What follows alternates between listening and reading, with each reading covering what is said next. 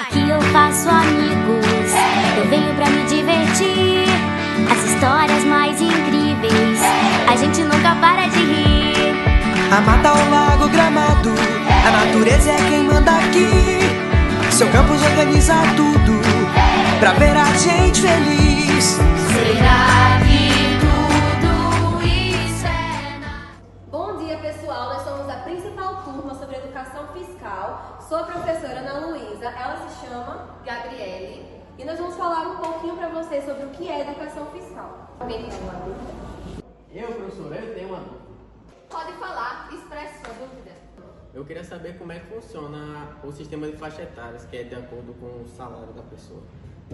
Na verdade, se a gente for decretar o imposto de renda, a gente tem que pensar no quanto você recebe de salário. Se eu recebo 5 mil de salário, eu vou ter que pagar 7 mil. Professora, acho que tá meio errado isso aí, hein? Isso tá errado demais, eu até doido. Como é que uma pessoa que ganha 5 mil reais vai pagar 7 mil? Qual é a lógica disso aí?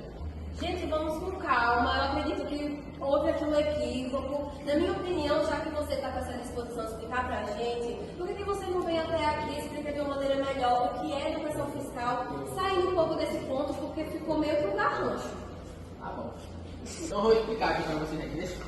Então hoje eu vou explicar pra vocês um assunto que não tem sua devida importância, que é sobre a educação fiscal e o seu imposto de renda. Muita gente não entende como que é o dado dos impostos.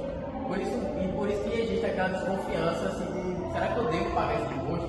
Então pensa comigo, se os serviços são públicos e são baseados em impostos, se a gente parar de pagar esses impostos, da onde vão sair os hospitais, as farmácias públicas e principalmente as escolas? Então, falando de um assunto muito sério, que é tem pessoas que não pagam o seu imposto de renda, porque às vezes desconfiam dele e não sabem para onde vai.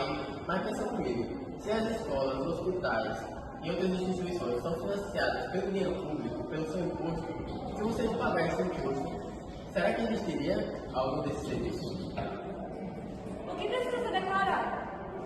Se você tem ganhar uma renda acima do limite determinado pelo governo, é preciso você declarar o seu salário. Por exemplo, se você tem algum investimento em algumas ações, é preciso você declarar os rendimentos dessa ação. Caso você for vender, é preciso você declarar o lucro em cima do que você vendeu, aluguel também entra nisso. Entretanto, ainda existem coisas que não é preciso você declarar em si, por exemplo, doações, bolsa de estudos. Como eu poderia declarar imposto de renda? A declaração ela é feita pelo site da Receita Federal, onde você coloca os seus dados, incluindo os seus ganhos, o que você ganha e o que você gasta também. Com isso, se você pagou a mais do que você declarou, você é ressarcido. Entretanto, se você pagou menos do que você gastou, você vai ser cobrado. Mas os aposentados? Os aposentados eles também precisam declarar imposto. Entretanto, os aposentados acima de 65 anos, eles têm um certo benefício que uma parte do seu imposto é isento. Seu imposto é isento. Tudo é feito à base do sistema de faixa etária. Por exemplo, usassem aqui a base de 5 mil reais. Até os 2 mil reais desse salário vai ser isento.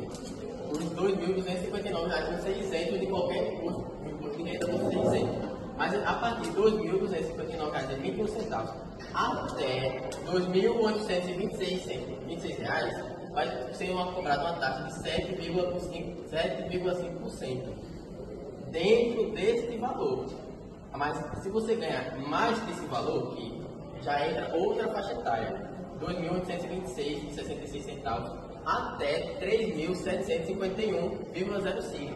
E todo o valor que você ganhar entre esse valor que eu acabei de citar e esse vai ser cobrado uma taxa de 15%. Aí com isso cresce novamente, que após esse valor de R$ 3.751,06 até R$ 4.664,68, você vai pagar uma taxa percentual de 22,5% do valor, que está dentro deste valor, que você ganha entre esses dois valores. Mas caso o seu salário ultrapasse os R$ 4.666,68, todo o valor que ultrapassar esse vai ser cobrado 27,5% de todo o ganho. Mas então, meu querido, você poderia explicar falou de forma bem resumida, o pagamento de impostos, né, pagar o imposto, é um ato de cidadania? Não é apenas um ato de cidadania, mas também é uma obrigação. Se todos fazem o pagamento corretamente, o dinheiro público vai ser usado para...